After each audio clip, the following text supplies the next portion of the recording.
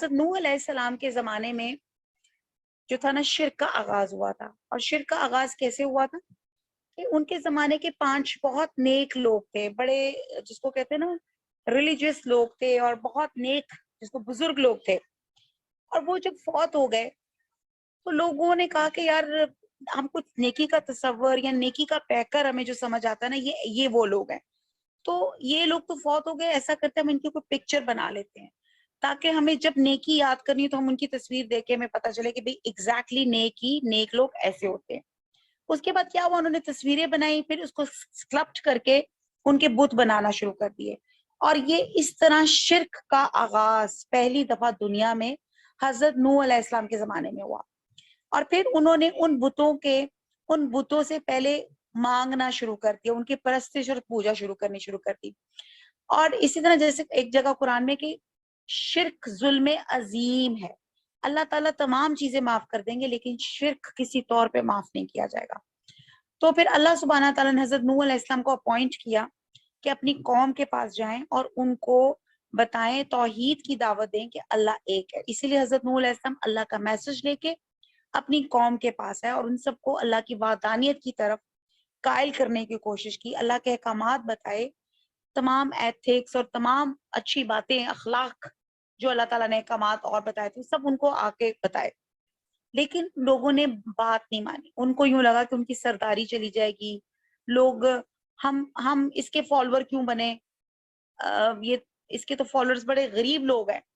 تو اس پہ کر کے انہوں نے اپنی پریجوڈس میں انہوں نے حضرت نوح علیہ السلام کی بات نہیں سنی.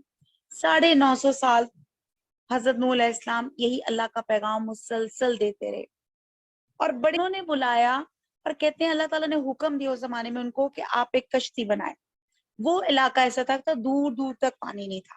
جب انہوں نے اللہ کے حکم سے, اچھا کشتی کی انوینشن بھی اس زمانے کی ایک پہلی انوینشن تھی, اس سے پہلے بوٹ کا کوئی وجود, بوٹ کا کوئی کنسپٹ نہیں تھا.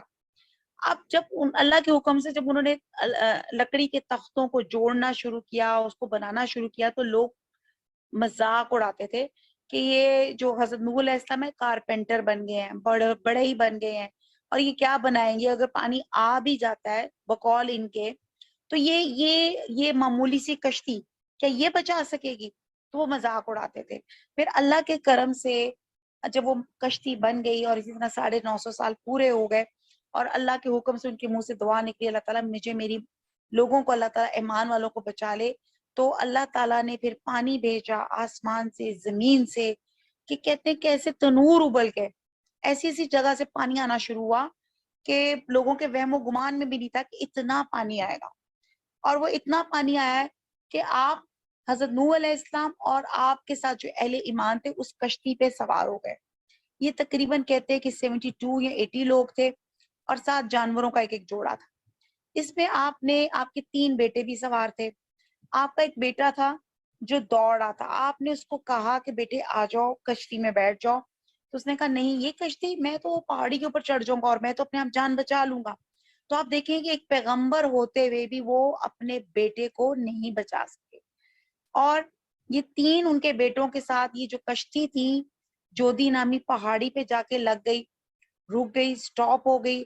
پھر اللہ کے کرم سے اللہ تعالیٰ نے جس طرح پانی بھیجا تھا, اللہ تعالیٰ کے کرم سے اسی طرح پانی کو اللہ تعالیٰ نے خشک کر دیا, اور تمام اس کشتی کے علاوہ جتنی بھی وہ قوم تھی وہ تمام تہس نہس ہوگی, تباہ برباد ہوگی. اور اس کے بعد اسی لیے حضرت نوح علیہ السلام کی قوم کو آدم دوم کہا جاتا ہے, کہ اس کے بعد جو نسل انسانی کا سلسلہ شروع ہوا یہ وہی تھا جو اس کشتی میں لوگ جس میں سوار تھے, ان لوگوں سے نسل انسانی کا جو سلسلہ تھا وہ شروع ہوا.